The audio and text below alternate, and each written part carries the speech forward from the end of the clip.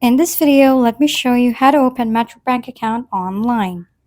First, go to Play Store or App Store and search for Metrobank. Next, download the Metrobank app and wait for it to finish.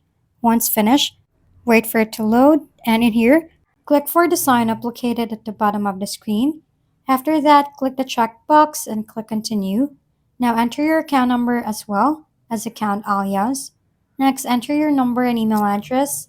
And here, just fill your personal info. Next, create your login credentials.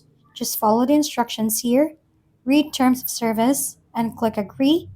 Just wait for confirmation and that's it. That's how to open Metrobank account online. If we've been helpful, kindly give us a thumbs up and don't forget to hit the subscribe and bell button for more contents. For any questions and suggestions, comment down below.